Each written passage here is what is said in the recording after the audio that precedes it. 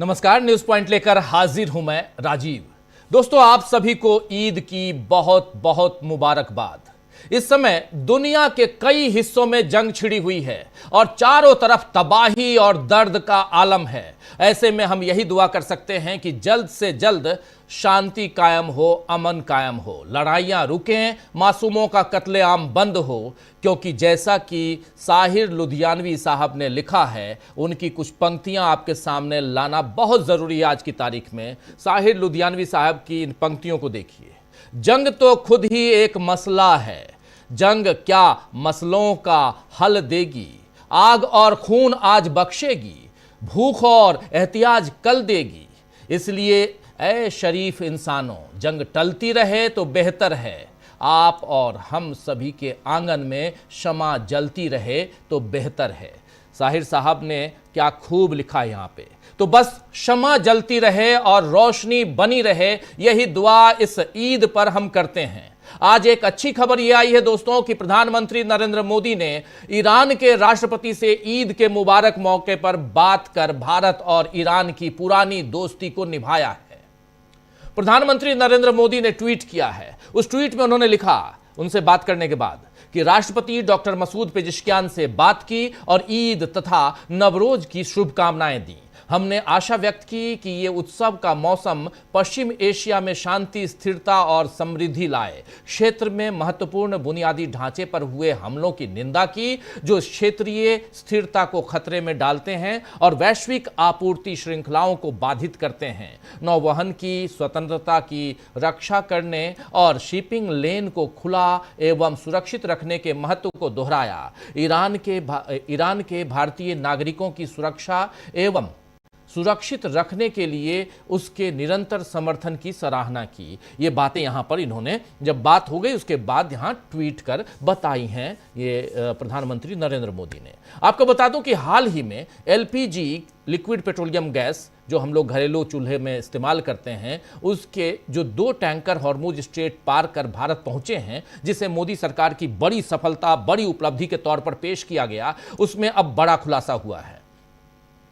दरअसल हॉर्मुज के रास्ते भारत पहुंचे, हॉर्मुज स्ट्रेट या हॉर्मुज जलडमरू मध्य के रास्ते, और जरा स्क्रीन पर ले आइए उस जलडमरू मध्य को, उससे समझ लेंगे कि कहां पे वो है। आप लोग हालांकि अभी तक रट चुके होंगे, लेकिन फिर भी हॉर्मुज के रास्ते भारत पहुंचे जहाज के बारे में एक सीनियर अधिकारी ने बताया है कि खुद ईरानी नौसेना ने टैंकर को हॉर्मुज से गुजरने में भारत की मदद की है। खुद ईरानी नौसेना ने इस टैंकर को, ये हॉर्मुज के रास्ते से 2 जो आए हैं 2 टैंकर, उसको गुजरने में भारत की मदद की है।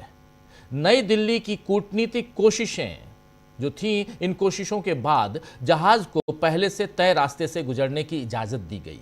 ब्लूमबर्ग की एक रिपोर्ट छपी है, उस रिपोर्ट को यहां रखना जरूरी है। ब्लूमबर्ग की रिपोर्ट के मुताबिक अधिकारी ने अपना नाम न बताने, न छापने की शर्त रखी, क्योंकि उनके जहाज के क्रू को मीडिया से बात करने की इजाजत नहीं थी।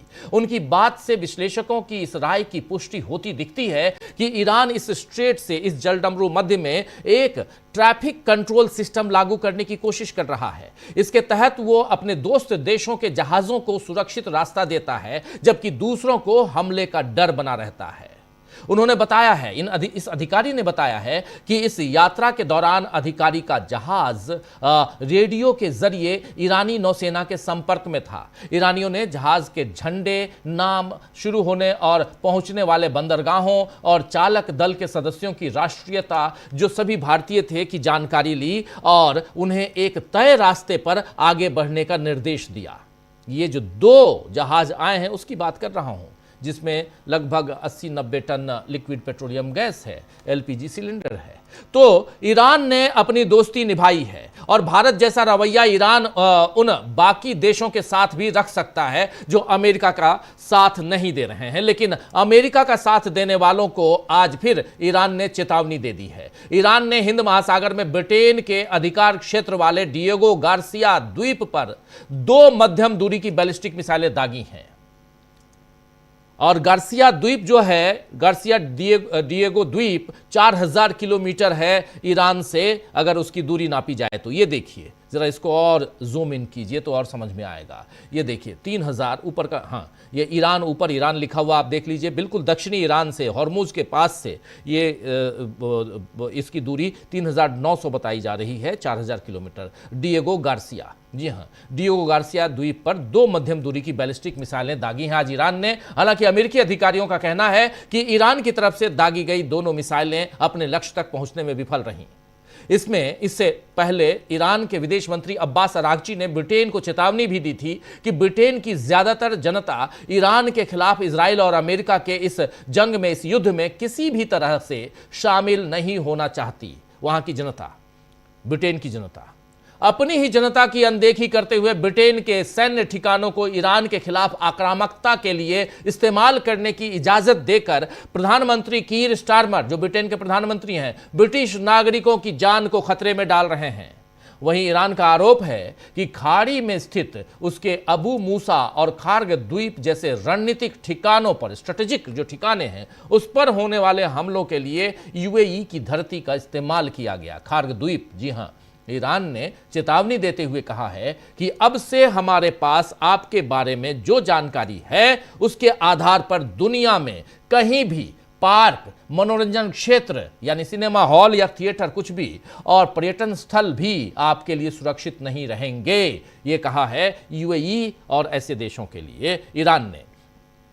यानी ईरान ने साफ कह दिया है कि जो अमेरिका की मदद करेगा उसे भी ईरानी हमलों का सामना करना पड़ेगा। ऐसे में युद्ध का दायरा बढ़ने की आशंका है और इसमें ट्रंप पर युद्ध खत्म करने का प्रेशर यानी दबाव भी शायद बढ़ रहा है। तभी तो राष्ट्रपति ट्रंप ने सोशल मीडिया पर युद्ध को लेकर अपने ताजा बयान में इसके समापन की ओर इशारा किया है। उन्होंने लिखा है सोशल मीडिया पर कि हम अपने उद्देश्यों को प्राप्त करने के बहुत करीब पहुंच चुके हैं, इसीलिए मध्य पूर्व में अपनी सैन्य कार्रवाइयों को समाप्त करने पर विचार कर रहे हैं। हालांकि डोनाल्ड ट्रंप की बात आज कुछ और होती है, कल कुछ और होती है, लेकिन जो बात आज की है आपके सामने रख रहा हूं। कह रहे हैं कि हम सैन्य कार्रवाइयों को समाप्त करने पर विचार कर रहे हैं। ट्रंप एक तरफ युद्ध खत्म करने की बात कर रहे हैं, वहीं इजराइल ने ईरान पर हमले बढ़ाने की धमकी दे दी है, और इस बीच अमेरिका ने ईरान के दक्षिण और पश्चिमी खुजेस्तान प्रांत में IRGC के महत्वपूर्ण मिसाइल ठिकानों पर हवाई हमले किए हैं। आपको बता दूं कि खुजेस्तान प्रांत ईरान का प्रमुख तेल उत्पादक क्षेत्र है। साथ ही IRGC यानी इस्लामिक रिवोल्यूशनरी गार्ड कोर के रणनीतिक मिसाइल अड्डों का केंद्र भी है, सेंटर भी है। हमले में 12 से ज्यादा भूमिगत मिसाइलों और लॉन्च पैड नष्ट करने का दावा इजराइल ने किया है, और माना जा रहा है कि यह हमला तेल की कीमतों में उछाल ला सकता है, क्योंकि बड़ी मात्रा में खुजिस्तान से ईरान के तेल का निर्यात होता है। इस बीच अमेरिका भी इस जंग के कारण तेल संकट से जूझ रहा है। तो अब अमेरिकी ट्रेजरी विभाग ने, जी हां यह नोटेड है, अमेरिकी ट्रेजरी विभाग ने एक इंपॉर्टेंट, महत्वपूर्ण जनरल लाइसेंस जारी किया है। नए आदेश के मुताबिक समुद्र में पहले से मौजूद ईरान के कच्चे तेल यानी क्रूड ऑयल और पेट्रोलियम उत्पादों की बिक्री की अस्थायी अनुमति दी गई है। यह कदम वैश्विक ऊर्जा बाजार में स्थिरता लाने और पेट्रोल और डीजल की बढ़ती कीमतों पर लगाम लगाने के लिए उठाया गया है। यह कह रहा है अमेरिकी ट्रेजरी विभाग, जो आदेश जारी हुआ है। लेकिन ईरान ने यहां पर स्पष्ट कर दिया है, साफ कर दिया है कि वैश्विक बाजारों को आपूर्ति के लिए उसके पास कोई अतिरिक्त कच्चा तेल उपलब्ध नहीं है। ईरानी तेल मंत्रालय के एक प्रवक्ता ने बताया है कि वर्तमान में ईरान के पास समुद्र मार्ग से या अन्य अंतर्राष्ट्रीय बाजारों को ऑफर करने लायक कोई अतिरिक्त कच्चा तेल या अनुपयोग क्षमता बची ही नहीं है। ईरान के अधिकारियों ने यह भी जोर देकर कहा है कि युद्ध संबंधित अस्थिरता और प्रतिबंधों के कारण देश अतिरिक्त तेल की मात्रा को स्वतंत्र रूप से अन्य दिशाओं में मोड़ने में सक्षम नहीं है। यानी तेल की खपत इतनी है और जो हमें चाहिए उससे ज्यादा हमारे पास नहीं है, या हमारे मित्र राष्ट्र जो हमसे इंपोर्ट करते हैं उससे, उनके अलावा हमारे पास नहीं है। दरअसल अमेरिका दोस्तों दोनों हाथों में लड्डू रखना चाहता है। वो ईरान के तेल ठिकानों को बर्बाद भी करना चाहता है और यह भी उम्मीद करता है कि ईरान उसकी बात मानकर बाजार में ज्यादा से ज्यादा कच्चा तेल उतारेगा। जबकि ईरान तो बार बार बता चुका है कि वो अमेरिका के आगे किसी हाल में नहीं झुकेगा। इधर ईद की रौनक पर जिस तरह जंग का साया छाया रहा, उसके बाद भी अमेरिका को लोग कोस रहे हैं। ईद की जो रौनक अरब देशों में दिखाई देती थी वो आज गायब रही।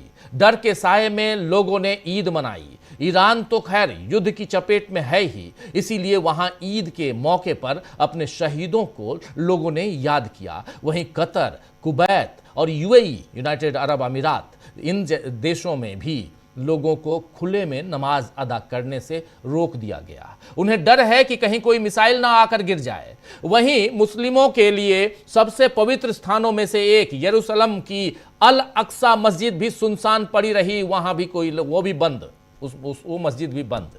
यहां लोगों के आने पर इजराइल ने प्रतिबंध लगा दिया था। ईरान के साथ युद्ध शुरू होने के बाद से ही अल अक्सा मस्जिद को सील कर दिया गया था। आपको बता दें कि इससे पहले 1967 में 1967 में पश्चिम एशिया युद्ध के दौरान मस्जिद पूरी तरह बंद की गई थी। उसके बाद अब बंद की गई है। 1967 के बाद 2026 में, आज की तारीख में, तब इजराइल ने 1967 में तब इजराइल ने पूर्वी यरूशलेम और जिसे जेरूशलेम भी कहते हैं और अल कुद्स भी कहते हैं, पुराना नाम अगर देखा जाए तो, और पुराने शहर पर कब्जा कर लिया था।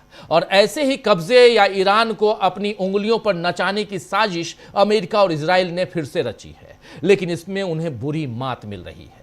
तो आइए दोस्तों, बहुत कुछ आपके सामने रख चुका हूं और यह रखना इसलिए ज़रूरी है क्योंकि ये जंग किस दिशा में जा रही है, दुनिया क्या सोच रही है, भारत में क्या हो रहा है, इन सब की बानगी आपके सामने रखना ज़रूरी है। आइए आज चर्चा करेंगे कि क्या अमेरिका और इजराइल अब